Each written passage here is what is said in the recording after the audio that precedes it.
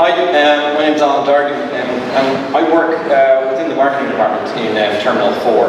So that brings with it kind of a lot of design, landing pages, and kind of creating marketing strategies, and very much using obviously Terminalfour and another product called T4 Mailer, which I'll show you in a little bit. But really, it's just to give you an insight into the kinds of things we consider when we're creating a landing page. Now, I suppose the first thing is, to kind of paraphrase an old economist, that we're really kind of all marketers now. So whether your job within site is kind of back-end or front-end web development, or even just content strategy or something like that, it's really just about trying to kind of market, whether it's your institution or whether it's your service or whether it's your product, and it's trying to ensure that the end user responds to that in some way.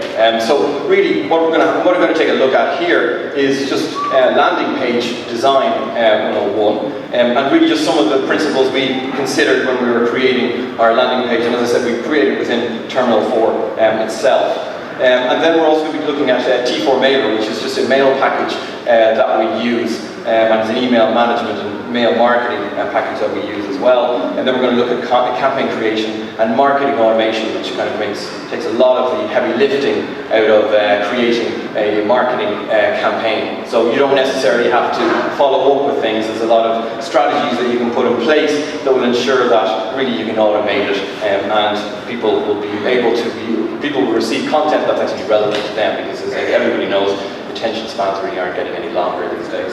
Alright, and then we'll have a look at, I suppose, the possibilities that starts bringing about, so the types of things that we consider from that point. Okay, so as I said before, we're all marketers now, so really when we're thinking about kind of marketing, what we're really doing is, I suppose, getting rid of the old idea of marketing, which was ostensibly just kind of going out and trying to find people and buying in mailing lists, and trying to just kind of cold call people. And essentially what we're talking about nowadays, of course, is the idea of inbound marketing. And what we're really doing is creating content that's going to be relevant to somebody, so they'll want to perhaps find out a little bit more about us, or give them something in exchange for perhaps their email address, so then we can follow up. So I suppose if in our case, for example, it would be things like white papers, or sample RFPs, or for example webinars, things that are going to interest you guys that work in a specific industry, and I suppose give you something that's going to be applicable to you, help you in your kind of daily work life, and also actually be relevant to you and something that you want to kind of opt in, rather than actually harassing you kind of with kind of traditional marketing techniques.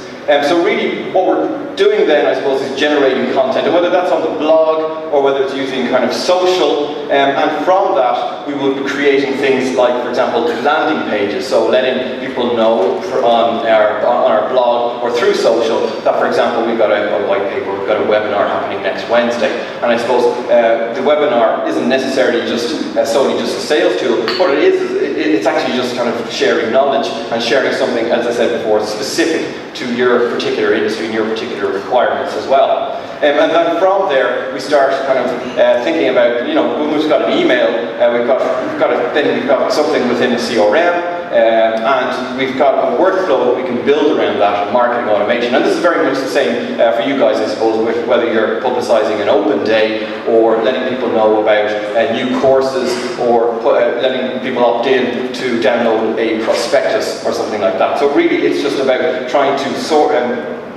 give people relevant content. So what we're doing essentially here with this kind of marketing workflow is that we create from the off, for example, perhaps it would be a blog post, and the blog post would be just letting people know that we're having a webinar, perhaps, and then from there we are creating a landing page.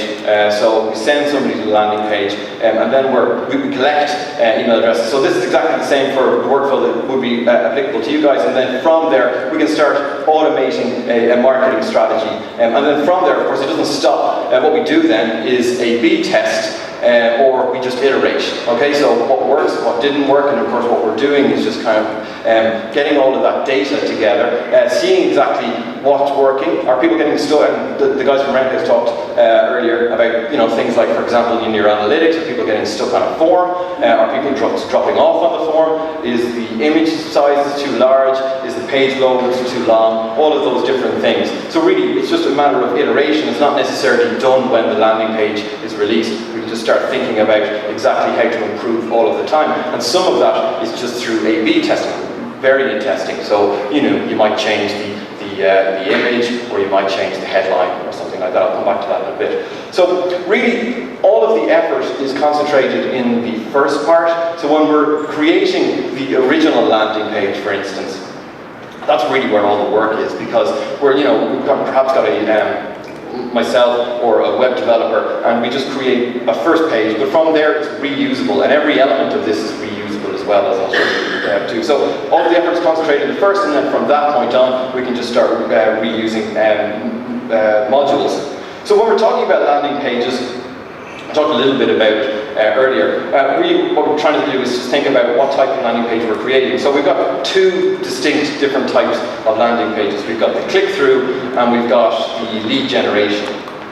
So again, I'm going to be using probably a lot of kind of sales terminology here, but really, when we're talking about the click-through, we're talking about a warming stage, which sounds a little bit sinister and weird, but at the same time, what we're talking about is not necessarily something that's going to have a form on it, but it's probably got a name that's within the page itself. So, like us on Facebook, download our app, buy our stuff, that kind of stuff. All right, so it's really possibly just having a link within it. So an example of this would be, say, Bighorn Investment here, and really, I suppose their homepage is almost becoming a landing page as well. So really, it's very, very stripped down. So what they have here is really they just want you to, from the off, just download the app that they have. And again, it's the same with this Flash. It's basically just got two links, either kind of sign in with Google or sign in with Facebook again. So it's a landing page, and it's really just about trying to get you to do something, but not necessarily fill in a form or create kind of any work for you. The other one, of course, is lead generation, and that's the one we're looking at. And that's about capturing data for later use, and that's things like, as we alluded to already, signing in for a newsletter, downloading a white paper, getting a free trial, or registering for a webinar. Okay, so that's really kind of just asking somebody to just pick out or either give their email address or fill out a form. Now, a really good example of this is like Intercom. And again, this is their homepage kind of mimics this as well. So it's very, very stripped down. So not a lot of items on this, or a lot of elements on this. Is everybody familiar with what Intercom do? So it's basically just feedback on a digital product. It's just a way for your users, if, for example, they're using your website or your web application, to be able to actually have some kind of, to respond to a human being. Okay, so, and really what it is, it's a very, very simple process. And really what they're doing there is they're just illustrating it with a really kind of nice, simple, playful illustration. And then really just showing you that that's the old way, this is the Intercom way, and then just give us your email address, okay? So really, it's a very, very simple. It's not asking for a whole lot, and it's describing it in very, very easy terms, very simple terms. As I said before, people aren't going to spend an awful lot of time trying to learn about your product or what they're going to get out of it, so you really have to try and just explain it really simply and really well, or you have to just ensure that they're going to get something for giving it, because it's an exchange really, isn't it? You know, you're exchanging an email address and you're hoping to get something from that. Now, when we're talking about landing pages, we're talking about something distinct from, like, for example, a home page. What we're really doing is it's very, very single focused. So there's no need for a navigation necessarily to the main site. And what you want to do is cut down the amount of options there are available. So this idea of Hicks law, for example, the more options you present to somebody, the longer it takes for them to make a decision.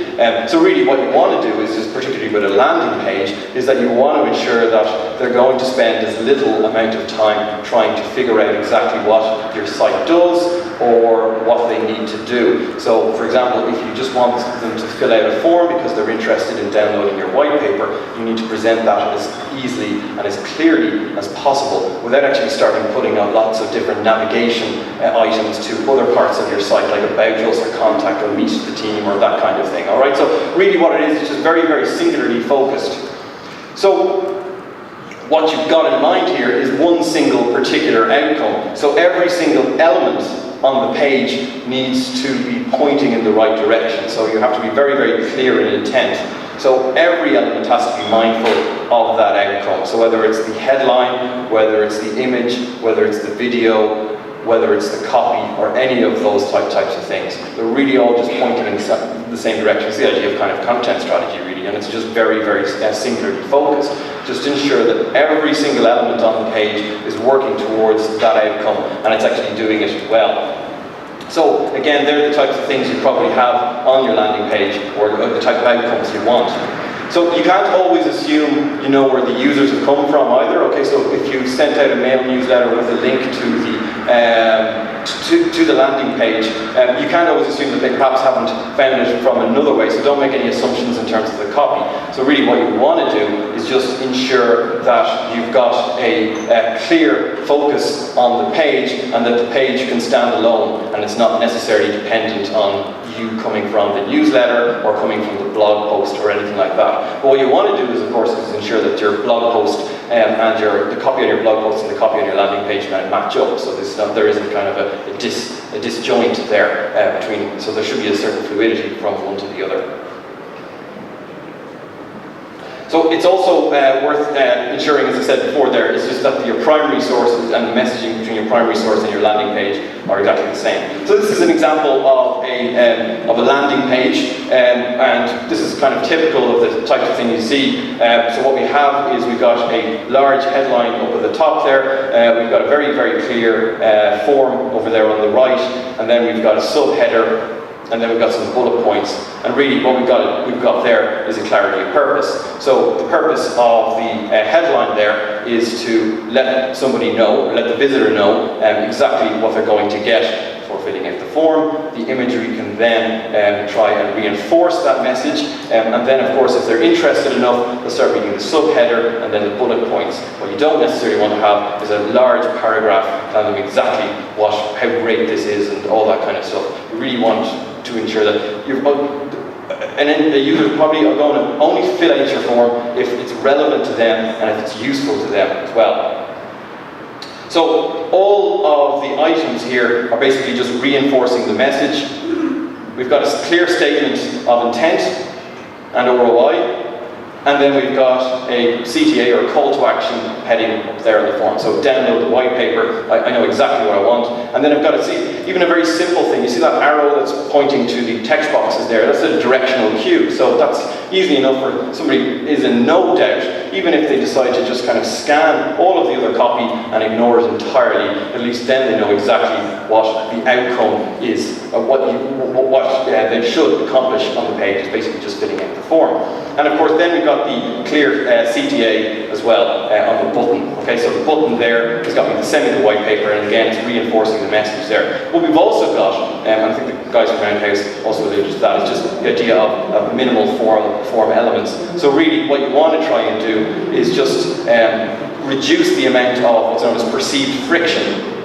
And what that means is that you really don't want somebody to feel it's arduous to fill out everything about themselves in the form. So as Piero mentioned earlier, it's just a very bare minimum, and then you can probably ask for something a little bit later on. So things like, for example, long forms, that's going to lead to an abandonment issue. And then you've also got things like reCAPTCHA boxes, you know, those really annoying little boxes that make you fill in an image of a number or something like that. That's going to make people turn away. And then things like ambiguous field labels, labels that actually really don't make any sense or kind of have to make you think a little bit too much about it. And then things like even the button. So for example, what we want there is the idea of good affordance within the button, that a button actually looks like a button, so that's really what I know exactly what I need to do. So what we've got there, we've got increased affordance. At the end there, we've got very low contrast between the text and the background as well. So there's a kind of a figure and ground relationship that isn't working too well. And we don't have much affordance, so it doesn't actually tell us that this is a button, so I really don't know what I need to do on this. And in the middle there, we've got slightly better, but on the last one there, we've got a big honking orange button. There's no doubt about exactly what I need to do here. Now, there's been a lot of talk about kind of what is the best colour to use for your buttons. I suppose some kind of marketing statistics have said oranges, but really colour, it works within a context. So really what you want to do is just ensure that there's enough contrast between the form and the actual button itself to ensure that there's actually no doubt about what should be done here. And then of course when you're testing it, you can do lots of different things, and lots of different things includes, you know, swapping out an image for a video, changing the headline. And this comes back to A/B testing and just kind of constantly iterating, seeing what works, what doesn't work, and then what's working and what's not working, and then just seeing those different data points side by side. So we can change the heading, we can change the colour of the bullet points, and we can change the colour in the CTA. Now, I wouldn't go for wholesale change every single time, because the problem, of course, there is that you're not going to know which part of it worked, okay? So it's just a matter of tweaking. If you change everything about the page, something is going to improve it, but you're not really going to be able to judge which is the bit that actually improved it. So, all of those different things are worth considering, and that's really what we think about when we're creating something like a landing page. So this was, for example, one of them I'm kind of wrecked it all because I've kind of just outlined it here. So this is an example of one that we did for, you know, a webinar. This is a follow-up landing page. And what we created here within Terminalfour is just a page layout. And the page layout kind of I put together, it's kind of just using Bootstrap, so it's responsive. And really what we have is we've got the image, we've got the form, and all of those are distinct different kind of content types. Okay, so it's very, very modular. It's just broken down. So each of those points can be, each of those content types can actually be turned on and turned off. Okay, and the really good thing about them is that all of them are then editable. So it's really, as I was saying before, all the work is at the front of the project, but then from this point, we've reused this page on a number of different marketing points. So what we've done is basically just use it for webinars, use it for sample RFPs, changing the heading, changing the image. So all of the work just comes at the start of it. Okay, and that's kind of a few different versions of the page that we've used. So really, when it comes to swapping out, if we go into the kind of back of Terminalfour for the marketing guys, it's really just a matter of just, you know, changing the form header text, the button text, and also see this address book number, which I'll come back to in a little bit. So the address book is the unique identifier that is used by the mail campaign software. So basically it's really just looking for a certain address book or a certain contact list that all of that information goes into. Okay, so that's the unique identifier. So you just get that number, pop it in there, change the form header, you change the button text if you want to, and now you've got a brand new form that's going to go into a different contact list at the end of it. So the form builder would actually make that even easier, because we haven't used it up to now on this. But of course, what you're doing there is that you're not necessarily having to use HTML or anything like that. What you're doing is actually just using the form builder to ostensibly just kind of create your form within the application as well. And then of course, that's then going to the address book that it needs to go to. And really all that's happening there in the HTML is that that little bit address book is just being changed. It's just being updated using a T4 tag. Okay, so the mail campaign services that we use, well, there's a number of them around. There's MailChimp, Campaign Monitor, Constant Contact, and DotMailer. Does everybody use mail campaign services like that? Okay, so who would use MailChimp? Okay, and Campaign Monitor? And Constant Contact? Okay, so as you can see, they're all quite similar in terms of the types of services they offer. Some of them offer a little bit more, but really what we use is T4 Mailer, which is built on DotMailer, which is the one from the previous slide, with a few more integration points within it between Terminalfour and the program itself, the application itself. So really that's broken up into the contacts. So what I just do here is just create a contact list or an address book, and that's easy enough. And then as I said before, that gets a unique ID. And then with the unique ID, we can just put that then into our form in Terminalfour, and then now every form action, every submit is going to put the full name, the first name, the institution name, and the email address that I'm collecting, and it's automatically just going to go straight into there. All right, so then we're just creating a campaign. And so, for example, here, what I'm going to do here is just say I've got my campaign, I've got a whole automation section there, and what I do here is just I can create my triggered campaign content, which is really just a load of emails, okay? So they're different emails just based on when I want to send them. So email newsletters, so I've got my initial one, and then I'll have other ones further on. So for example here, I create my campaign, and then I want, say, a particular email to go when somebody signs up initially. And then from there, I can just either create one from scratch, or I can copy an existing one, use an existing one that I've created. And that's really, again, that comes back to the point. All the effort is really goes into the first time you do this, and then from that point, you can just start reusing things like campaigns. You can start reusing the landing page as well. Then we've also got an email that can just be sent automatically, so when somebody fills out the form, they get an email back as well. And these are all tools that are within G4 Mailer, but of course within any other mail campaign application as well. Now it really kind of gets interesting here with the automation. So the purpose here, and again to use kind of sales parlance, it's really just about nurturing prospects, sounds creepy as well. Think of it like kind of responsive marketing. So really what you're trying to do here is just ensure that whatever you're sending to somebody is going to be something that's going to be relevant to them, rather than just actually just a sweep or general sweep for everybody. Okay, so it's not really about the hard sell. So it ensures that the recipient receives email from something that's kind of particular to them. And this goes back to the idea of personalization, isn't it? So really with personalization, what you're doing is ensuring that whenever somebody visits a site from a particular part of the world or with certain requirements, that they're going to get content that's actually relevant to them, because otherwise they'll just go somewhere else. And it's very much the same with this. You have to ensure that the content they're going to get, i.e. in this case it's going to be email newsletters, is going to be something that's going to be relevant to them based on an action that they've taken in the past. So it kind of works like this. It can be as complicated as you want it to be, or as simple as you want it to be. And really what we're doing here is that you fill out the form, an email goes, and then you've got this logic then that passes after this. So you've got all of this kind of conditional logic. So it's based on, well, when I sent the email newsletter about the webinar, did they click on the link to sign up to it? No, they didn't. Okay, if they didn't, maybe I set up a follow-up one 2 days later and just say, hey, we know it looks like you haven't registered for the webinar. Would you like to register for the webinar? Okay, so it can be as simple or as complicated. It can be as good or as annoying as you want it to be. All right, so really just on the side of just veer away from being kind of pestering. Otherwise, you'll just get an unsubscription, of course, and then you can't really send them any emails from that point on.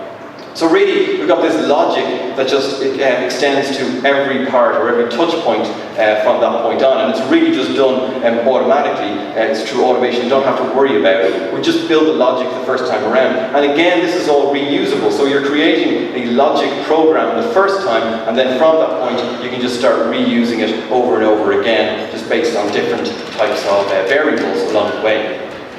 So it's really just about kind of triggering separate emails and then creating a tree. So as you can see here, we've got this decision tree. So it's based on certain things. And for example, I can wait a certain amount of time after an email is gone. I can wait for a particular action or any of those types of things. And then I have an endpoint at the end. So from that, well, where can we go with that? Well, we can extend that to the idea of maybe having a personalized landing page at the start. So really just having every element within the landing page as personalized and tailored to the end user. Okay, so again, giving them something relevant from the get-go. And then you can start building form builder into that to start kind of dragging and dropping your form elements. And then from there, you can start A/B testing, again, to try and tweak and iterate on each of those different points. Okay, so again, just trying to define exactly what you think is working and what's not working. Okay, so thanks a lot for your time. If anybody has any questions, happy to take them. Great. Okay, thank you.